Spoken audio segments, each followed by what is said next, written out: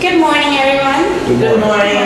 My name is Daisy Hernandez, and I am the Emergency Preparedness Coordinator at the East Shore District Health Department. We are the health department that covers the towns of Branford, North Branford, and East Haven. And today I'm here to talk to you about disaster preparedness and what to do to make sure that you are prepared for any emergency shall arise in the near future. And there are 3 steps to preparedness. The first step is to create a preparedness kit. And we will get more into details of that as the presentation goes on. The second step is making a plan, making a family plan in case of an emergency, making sure that you create a plan with your family in case of an emergency, just to know what are the steps to do. And making sure that everyone's on the same plan, on the same page. And the third step is to be informed. Being informed by making sure that you keep up with the local broadcast, that you're keeping up with local news and updates on any emergency situation. Okay? Now, creating a kit.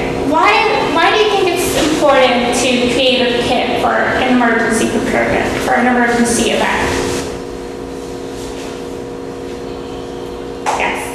Because in an emergency, you're not going to have time to get anything at that point. Right. Your anxiety is going to be over the top, and you're not going to be able to gather the things that you may need for that situation. That's why it's always good to plan ahead and make sure that your kit is assembled before an emergency occurs. And it also prevents you from waiting in long lines for critical supplies such as food and medicine. As we can, I think most of us, with the previous blizzards that we've had, we've noticed that the grocery stores have been packed with people trying to get last minute items, and you find yourself at the store for hours. So that's why it's important that we can gather our materials, the things that we need ahead of time. And making sure that we have the essential items that we need in order, if the occasion should occur that you have to be evacuated, that you have to evacuate your home. Also making sure that you take with you the items that you need. Pack it and have it ready in one place before a disaster hits.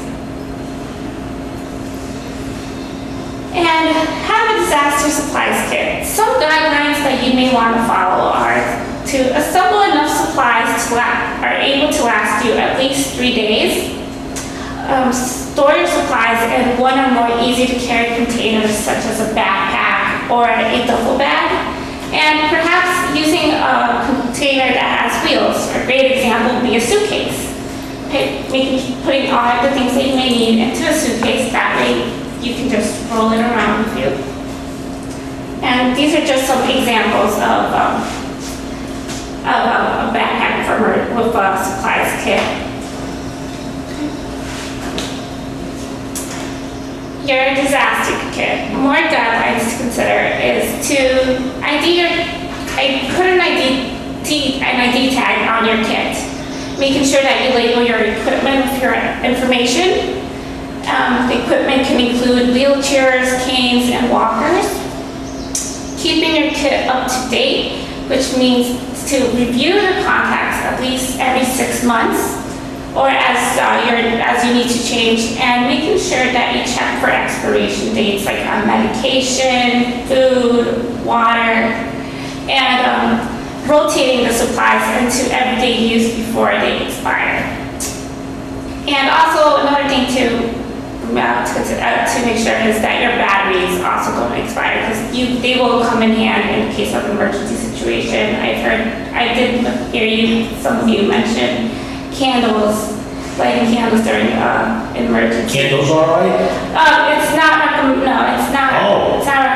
because that could cause a fire. Louisa recommended solar lights. Solar lights can be used, but it's most recommended to use flashlights with extra batteries. Oh, yeah. Yeah, and avoid the candles. Check the batteries. Yes, check the batteries to make sure that you have enough to last you for at least 3 days. Okay? Basic needs and supplies. 3 days worth for evacuation and at least 2 weeks worth if you are sheltering at home. Water, 1 gallon per person per day. Let's just take for an example a heat wave. And a heat wave, it's important that we make sure that we drink lots of fluids and to keep hydrated because that prevents us from getting any heat-related illnesses like heat stroke or heat exhaustion. So it's important that we have enough water to keep us hydrated. Okay.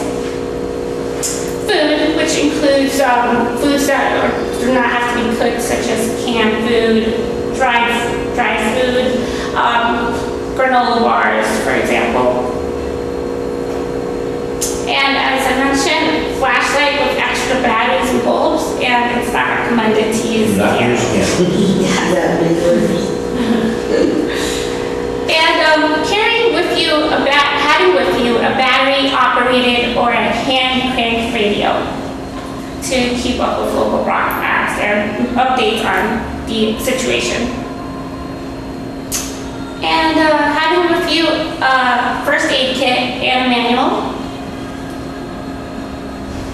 And medications, at least a 7-day supply and medical items that you may need, depending on the condition that you have. And a multi-purpose tool, which is several tools that fold up into a pocket-sized unit that you can carry with you easily. On your mention of water for 1 gallon per person, you're referring to drinking water. Drinking water. In this community, there are many people that have wells. And because of that, when they lose power, they also lose their water, which means they're not able to use a shower, they're not able to use a toilet.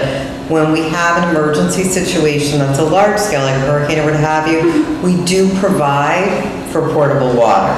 Okay, that people can come out and get water. But I think for those people that live in the community that have wells, I think that's, you have water for drinking, but there's actually as great a need for almost like a second line item of water for other than drinking because of the amount of wells that are in town that people just don't have access to.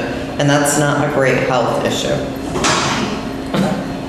Yes. I fill the tub up with water, in case if you know something's coming your way. You can use that water for the toilet. Right, and I do have family My members wife would that always have that. me fill it up, make sure it's...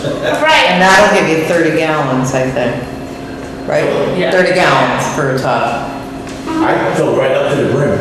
Yeah. Right, and you can use that like you mentioned. Don't drink it, just... Yeah, just drink washing toilets and washing hands. Basic needs and supplies, sanitation and personal hygiene, such materials such as toilet paper, garbage bags, copies of your personal documents, which include a list of your medications, more medical information, your insurance policies, also your birth certificates. Those are all important documents that should be in one place and also in plastic bags so that they don't get ruined. That would help keep your personal documents stuck together and safe. Having a cell phone with a charger. Make sure you should charge it before something's coming your way. Make sure it's fully charged. Yeah, making sure that your cell phone's fully charged before you lose any power, and also carrying around with you your charger in case you go to a shelter and you're able to charge your phone. And and having your contact information to your friends and family in case of a situation, just to check up on one another and making sure that everyone's okay and knowing where they're at during the situation, during the event. And also having a few cash and coins because in time of an emergency event, ATMs may not be accessible at that time. So having a few cash will help you buy purchase things that you may need. And also carrying with you an emergency blanket. Okay, more needs and supplies is having a local we don't have cell phone service, at least we'll have a map to refer to in case we have to travel somewhere. And a whistle to attract the attention of emergency personnel. And having with you one change of clothing and making sure that the clothing is appropriate for the situation, whether it be during the blizzard, making sure that you have appropriate clothes for the weather. And having a manual can opener. Manual can opener. Yeah, so that you're able to open your canned food. Pet supplies, including their food and the vaccination records if you have that information with you.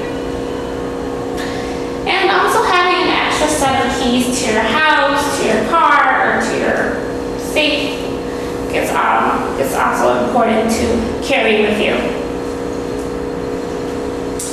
And also a pack of cards to provide some entertainment and to pass the time. Just so that it does, to include some sort of entertainment.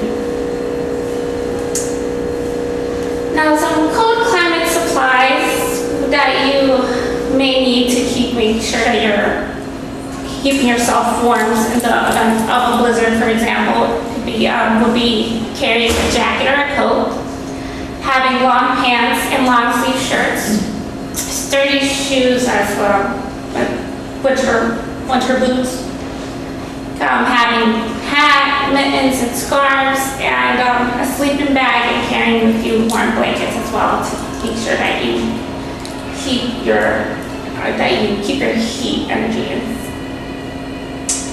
And some supplies for your vehicles. This is a list for things that you can keep in your vehicle in case in case of an emergency. Flashlight with extra batteries and extra bulbs.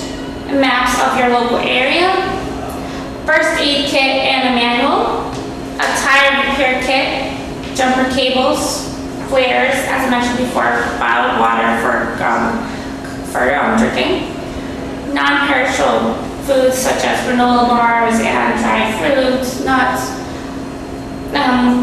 and in the case of a winter emergency event in the winter, carrying a few blanket, hats, mittens, shovels, sand, and tire chains. Windshield scrapers will help you. And in the summer, making sure that you have sunscreen lotion with SPF to protect you from sun exposure. And also carrying with you umbrellas and one-grip hats. Now, from the things that we mentioned to include in your care, what's something that you would put in your care? What's something that you would include in your emergency kit that we have not mentioned? Watch the weather. You anticipate something coming, right? Right. Don't just say Friday is coming, don't look at it to free. You haven't watched television all week, all of a sudden you got. Right, to keep up with the updates, right? One thing I tell my girls is in the winter time, a lot of times you're driving out someplace and you don't want to wear your heavy jacket because you say, oh, I'm just going from the house to the car and then from the car to wherever I'm going. And I say, well, take one of your older jackets and put it in your car and have it in there so that if something does happen, you have some warmth. Yeah. I know a friend of mine was up in New York at a meeting at World Trade during 9/11. Prior to getting into the building, there was the incident, but he had to walk from World Trade to the Connecticut border because, cell phones are jammed up. So I know most people don't have it home, but ham radios will work, cell phones won't. And he was wearing a suit, dress shoes, he was going for a meeting. Since that time, in his car, he keeps a duffel bag with sneakers, a hoodie, but if he had to walk somewhere, whatever clothes you needed to walk somewhere. Yes, it's always best to be prepared and have at least something for you with you.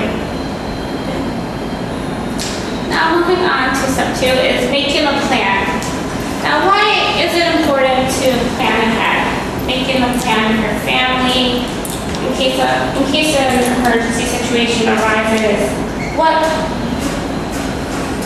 is the plan for family to meet up and communicate?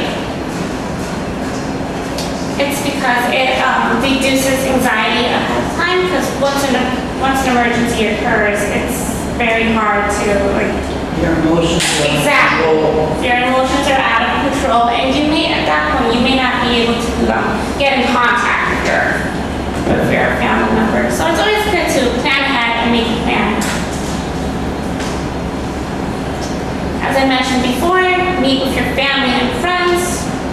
This is a moment where you can share your concerns with your family and others in your support network. And you can also arrange for someone to check in at you during the time of a disaster. That could be a neighbor, making sure that you check up on one another during an emergency event. And also assess yourself and your household. What personal abilities and limitations may affect your response to a disaster? Family communications plan. So carry your family contact information in your wallet. This is an example of an emergency contact list. It has a list of emergency numbers and reporting numbers, and then here you can put numbers of your family members. That's something that you can carry with you in your wallet, in your purse, something that can be with you all the time in case your cell phone's not working and you're not able to. Do you have one of those forms that East Shore Health that the public can get? Emergency contact list form or not? Yes. You know, kind of like the Viola Life. Yeah. Right. Yes. I didn't know if you had them over at East Shore Health that, I think we do. I think we do, yes. Okay. So I'll look for them, and if we, okay. We can bring some up. yeah, we'll bring some. We have something like that where I live. They give us a card, all our doctors are on it, all our medication, and 3 backup family members or 3 people to contact. Right, that's And the- it's right in the packet on the refrigerator. That's the file of life. Yeah. Yeah. This one kind of doubles, and Daisy will get into this, but it also doubles as something you can hang on the wall next to the phone if there is. Well, they give us this little red, like, Yeah. leather envelope, Yeah. and it sits right in the refrigerator. Yeah, they're That's what it magnetic. has to be for the Yeah. firemen or 911 or whatever. They used to have the Vial of Life, which you took that same information, you put it in like a, you know, a pharmacy container, you know, like a, Yep. and you put it inside the refrigerator, which made so much more sense to me because if you have it on the outside of your refrigerator, it's plastic. If there's a fire, Yeah, it has no value. I don't think they go for that. Well, I don't know why, but if it's inside the refrigerator, you've got a greater chance of being, because the inside of your, Right. you know, unless it's, I mean, if it's a significant fire, you're not worried about that, you're gonna get out. But if it's inside, you have a greater chance of protecting that information. I think that the ones they gave us are more or less like if we have to call emergency because we're not breathing or Right. pains or something like that, because that's what. Well, that's what it's designed for, like if a fireman and police Yeah. have to come to your house, I they're not think it's responsive, fire. they can pull that off and then they can see who your next of kin is, what meds you're on. What I did is I got 2 extra ones from the office. And one granddaughter that lives near me and one daughter, they both have all that information. You know, that's a good point about Yeah. going back to medications. Make sure you have enough when that something happens. I mean, don't really think about that sometimes. Right. You know, it's, you look at your jar, there's only one pill left. Right. Don't do that. Making sure that you have the medication that you need, like I said, for at least a 7-day supply. But Pretty I cool. liked your idea what you mentioned, how you have family members that also have your list of emergency Well, that's contacts. because I'm a diabetic and I also have a printout of my spinal surgery, so in case Right. they need any information, I have to carry both of those on. It's a good idea. And in that little thing, I have a card that says I'm a diabetic with my medication. Very good. You know what, can you even do, like now a lot of physicians have like My Patient Portal. I wonder if on there it makes sense to have, like on a family, because you have some people that have a long, long medical history and it's significant, and you can't write it all on a 3x5. But if you have the link for My Patient Portal with your password on there, so that if somebody. As long as it doesn't get to people who you don't want it to get to. Right. That an ambulance attendant or Yeah, whatever can actually go in there and actually see you're accurate. Yeah. Because one of the things that I found with File of Life and the File of Life, people are on a list of meds, they fill it out, they put it on their refrigerator. Their meds change, they don't change that document. So if that document's filled out and you don't have an incident for 2 years, that attendant, that ambulance attendant, EMT, whatever, coming to your house, keeps getting information that's not true. In our building, she gives, the social worker that's there, she gives us a sheet every 3 months. We have to refill it out and we get a whole new card every 3 months. See, that's Okay, smart. That's where you are, the people who are living in the community. Yeah. They don't have it Well, in-house maybe it social. would be a smart idea to put out the message that when you change the batteries in your smoke alarm, Awesome. update your list, But the only thing I don't like, that sheet is not long enough for all your doctors. They have a space for like 3 doctors. So if you have more than 3 doctors, which ones do you choose to put on there? And also when creating a family communications plan, choose an out-of-town contact person. For example, after a disaster, it is often easier to make a long-distance call from a it is easier to make a long-distance call than a call from a local call from a disaster area. For example, I have family members that live in New Jersey. So if something were to happen here, we would always have that one person in New Jersey that the family here in Connecticut will call just to check in and let them know that we are okay. What this is just in case your family members are not all together during an event, at least you have one person out of the area that you can notify that you're okay. Community disaster plans. Ask about the emergency plans and procedures that exist in your community. Find out what your community plans are for evacuating those without private transportation, or make arrangements with a neighbor who will be willing to drive you. And if you receive home care, speak with your case manager to see what their plan is in time of an emergency and how they're able to assist you with your plan when you are creating it. Escape routes and meeting places. Plan the best and quickest escape routes out of your home and your neighborhood. Decide on a meeting place outside of your neighborhood. And if you or someone in your household uses a wheelchair, make sure all escape routes from your home are wheelchair accessible. And also know the safe places within your home during extreme weather events. One of the handouts that I have on the table is it's a handout from FEMA. It's called Storm Safe, and it's sheltering in place. And it basically tells you where is the best place in your home to take shelter, for example, in case of a tornado, or in case of a hurricane or a thunderstorm and lightning. It just gives you a general idea of What do you know for shelter in a tornado? Basement? and your storm cellar, or in the lowest level of the building. And if you also try and make sure that you hide in a hallway or take cover in a closet. And if Or in a doorway. yeah, in a doorway as well. So see how the doorway is very supported on both sides and the top is supported? That's why it's the safest place to be. Because if the roof came down, it would come down on either side, but it wouldn't come down on you Oh, in the doorway.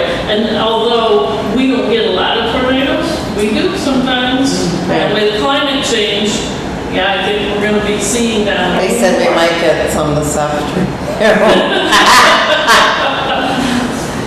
But, you And know, you should stay away from glass. yes, stay away. Picture windows are not good places to be. Stay away from windows, doors, anything that you can get glass can break. But anyway, it's a handout that's on the table if you would like to take it with you. Has some great information on it. And for us, as far as like meeting places, just so people here know, in the town of Northford, North Branford, in the event of an emergency, we do have a shelter that is operated by the Red Cross. So they will come, they bring beds. People sometimes come there just to charge their cell phones. They may go there to take a shower. They may go there to take portable water. And Is we that at the do, high school? yeah, we do not offer transportation for the public, but we do offer transportation for people who at senior housing. But we try to tell people, you know, if you have family members, if we anticipate something coming, and it's gonna come here, but it isn't gonna come to another town where maybe you have a family member live, now's a good time to have your family pick you up. Because in the middle of it, it's not fair to ask your family to come out in the middle of a disaster and come and get Which you. goes back to talking to your family members and saying, if something were to happen, like if there's a disaster coming, and we have a lot of technology these days that let us know when a disaster is coming, would you be willing to pick me up and take me to a shelter or take me to your home? It's also important to practice your escape drill every 6 months. And plan for transportation if you need to evacuate to a shelter. And we do have an issue, I'm gonna interrupt, with animals and the shelter. Because most shelters will not take animals unless you do have, Your vaccination, no, unless you have a, Do you have a service dog? service dog, not emotional support, but a service dog. Okay. And you do have, I believe there are some shelters, although I don't know which ones they are, that have them because there happens to be like in close proximity to the dog shelter, so they have runs and everything. when there was Hurricane Sandy, we opened shelters. Our district is Branford, North Branford, East Haven. And in Branford, one of the shelters took animals. But it was important for people to know to make sure they're bringing like their vaccination. Right. So that the animal control people knew that your animal was vaccinated. They have to have a rabies vaccine. Right. That's required. Yeah. But it's an issue because a lot of people, they will not, if they have no place to bring their dog. They're gonna say. Right. And I get that because I wouldn't go either. Right. Right. But more and more the shelters are making accommodations for that. So, preparations to make in your home in case you have to be, in case of an emergency. Post emergency phone numbers near your phones. Plan for those family members or friends with disabilities. Make sure that they have a specific plan and that everything is accommodated for them. Plan for your pets and your service animals. Utilities, make sure that you turn off your utilities if you're ordered to do so. Smoke alarms and carbon monoxide, make sure that those are working. And making sure that you have your insurance policies with you and in a safe place, along with your vital records and your important documents. And also having your hearing aids, cochlear implants, and making sure that you have extra batteries for your hearing aids. And one other thing that process was people who wear glasses for reading. Make sure you have in your kit to go a pair of reading glasses. Because if you're going to a shelter and you need to read something, you're gonna need your glasses, just like you're gonna need a hearing aid if you wanna understand information from the. Another issue that comes up too is oxygen. You know, when you have people who are on oxygen at home, they deliver the oxygen to the home, but if you anticipate, not so much with a tornado, because that doesn't usually give you a heads up, but sometimes a snowstorm, you will have a better chance of knowing in ahead of time And to then make it's- arrangements for right. that delivery prior to the storm. And then if you do come to the shelter, they will deliver to the shelter. And that was another lesson we learned from Superstorm Sandy, was that there were people who needed the fire department to come and bring them an oxygen tank. We don't have as many oxygen tanks though as there are people that needed oxygen. Right, but I'm just saying that Right. was one of those things Yeah. that people didn't think of ahead of time.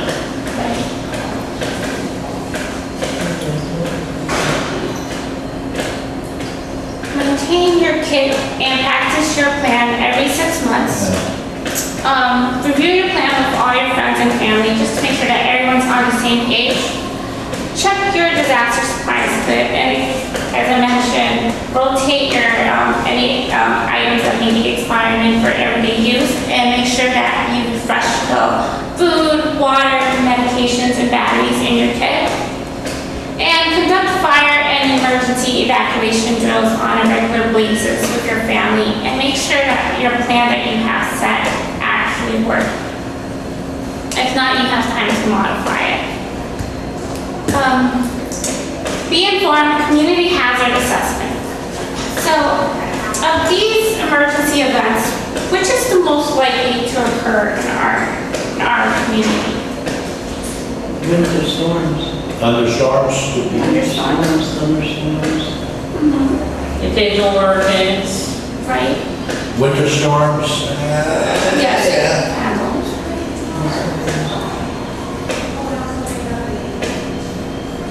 Earthquake, I don't think it'd be. No. Home fires happen everywhere. Yeah. Yeah. So that's something, I mean, that's why when you're a little kid, they teach you to do a fire drill in your Yeah. house, because they can happen anywhere. Right. And I say this to people, just because we see the wildfires going on in the west, Doesn't mean they're. doesn't mean they can't happen here. We had a huge fire in town last night. What was that fire? In back of Spazires, it was tires and stuff. My husband said he saw it on his driving home. Yeah, you should have seen the smoke. We were on our way out. Toxic, probably. Oh, It was my horrible. God. It was thick black and it stunk. Toxic. Right. Right, well, toxic spills, another thing we think about is there's a lot of trucking that goes through the state of Connecticut. And so we have to be prepared for toxic spills. We are prepared for, that's one of the things we prepare for at the Shore District Health Department. Because we are right near 95 and a toxic spill could happen. You know, Right. so almost everything on there is Right. something that could happen. Yeah. Right. The main message is, as Barbara mentioned, that everything on here can happen in our community, and that's why it's best to prepare for anything. Community warning systems include local neighborhood emergency teams, such as Troy and MRC, which I am the lead for in our Region 2. Local volunteer fire departments, the local emergency alert system, the NOAA weather radio, all hazard alert radio, door-to-door warning from local emergency officials. I got one yesterday on television, you got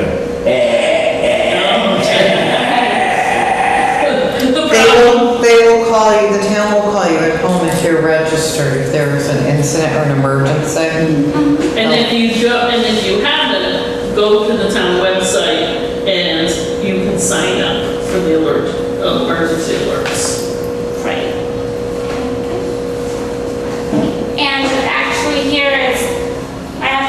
for Branford and North Branford, and the state of Connecticut also has an alert system that you can sign up for, and they will also be, in the event of an emergency, they also will send you updates on what's going on. But as Barbara mentioned, if you go onto your town's website, you will be able to see these links there. I think another thing that occurs during disasters is crime. Because when you don't have power and it's dark and it's a great opportunity for a person to come visit uninvited. And for those people who have alarms on their homes, usually have a backup battery, that backup battery will last 48 hours, 72 hours, whatever. And so I found that if you do have an alarm and you're past that point where you're the backup, if you just take a glass and put it like on your doorknob, on the inside of your house, on the doorknob. If somebody tries to enter, even if your door is locked, they're gonna try to turn that knob. When they do, the glass is gonna fall. So it's gonna give you like a heads up that somebody's on the other side trying to get in. It doesn't require batteries.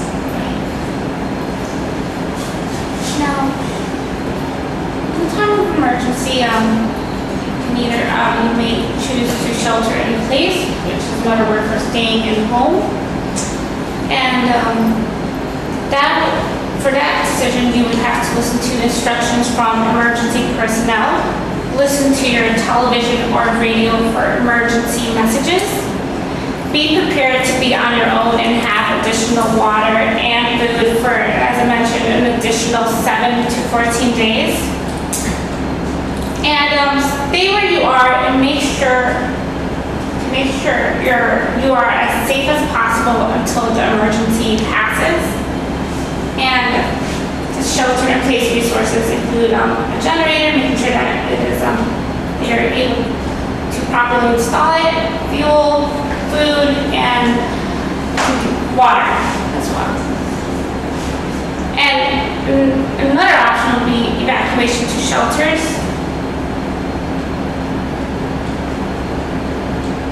Yes, if you are ordered by local officials to evacuate, then you have to evacuate.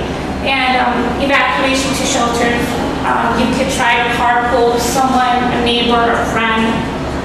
Wear appropriate clothing and sturdy shoes, again, depending on the season and the event that's going on. Take your disaster supplies kit, go bag with you. Make sure that your home is locked before you leave. And use the travel routes specified or special assistance provided by local officials. During an emergency, there might be a lot of fallen trees, road closures, wires that are down. It's best to use the travel routes that are specified and do not take any shortcuts because the shortcuts may be unsafe. And just paying attention to what local officials tell you. Shelters. Now, when you arrive at a shelter, notify the shelter management of any needs you may have. They will do their best to accommodate you and make you feel comfortable. Let your out-of-town contact know when you have left and where you are going. And also make arrangements for your pets. Keep them with you if you leave. And again, that goes back to which shelters or if you're able to have access to a shelter that does take in animals. And as the health district, we do assist in sheltering. We have medical reserve corps volunteers that help with checking people into the shelters. And we also have nurses that are able to provide assistance to people that may be in distress. So we do our best to help in shelters when emergency arises.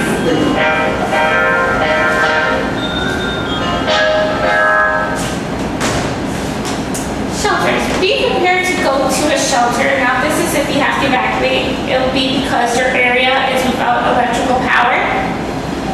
Flood water in your area is rising.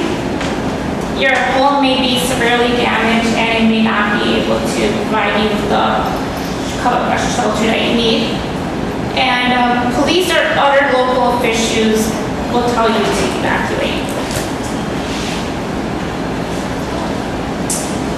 Now, what to do? Immediately after a disaster, if the emergency occurs while you are at home, check for damage using a flashlight. Do not light matches, candles, or turn on electrical switches. First, check for fires, chemical spills, and gas leaks. And also turn off any damaged utilities in your house.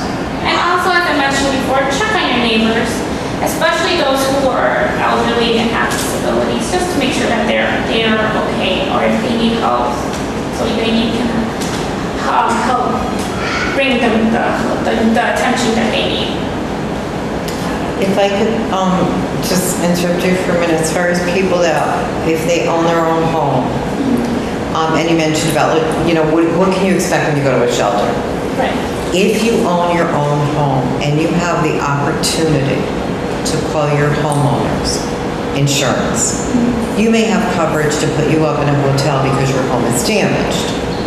If you can do that, it frees up room at the shelter for a person that doesn't have that, because there's only so many beds. There's regulations for how far apart the beds have to be from each other. So there's only so much space. So if you have that opportunity to stay with a family or friend, or your homeowners will cover you in a hotel, that would be greatly appreciated, because it frees up a bed for somebody that does not have those options. Okay.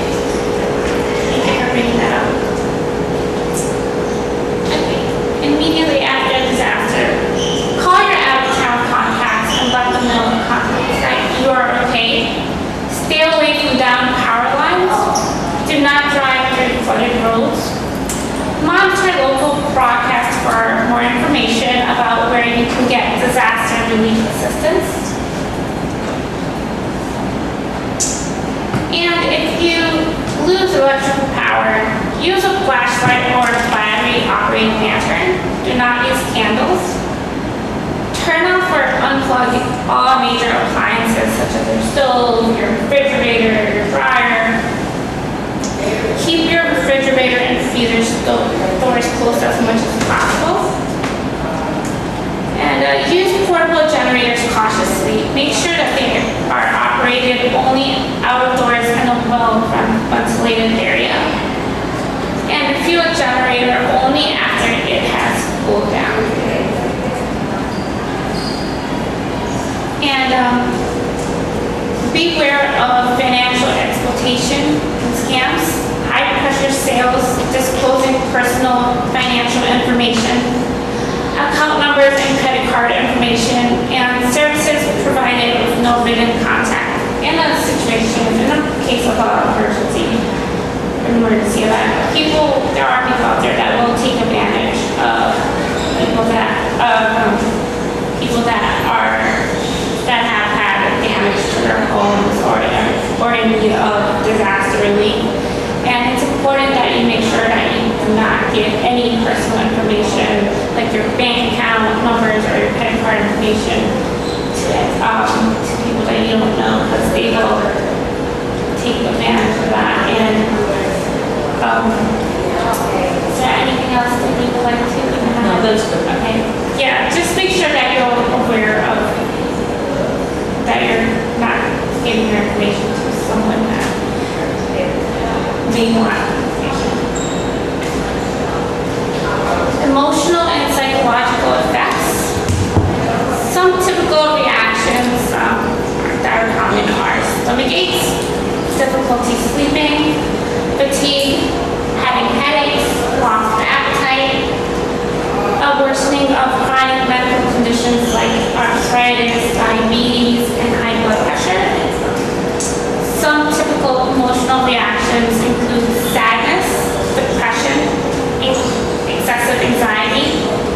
irritability and anger, and also emotional numbness.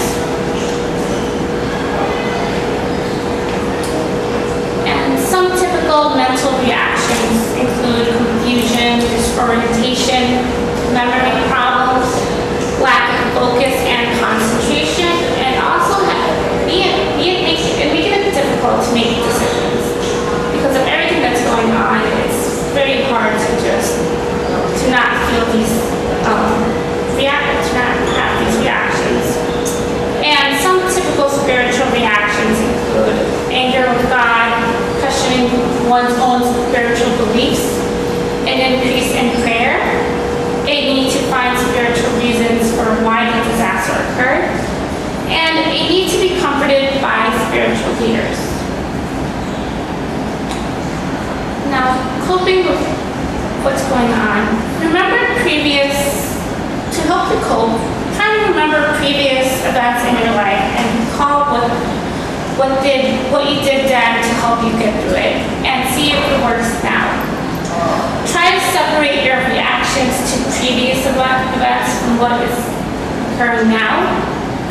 And remember that you were able to cope with it last time, and remind yourself that you are able to cope with it now as well. Coping. Emotional and other kinds of responses are expected, and that's okay, because everyone will be right there with you experiencing these emotions.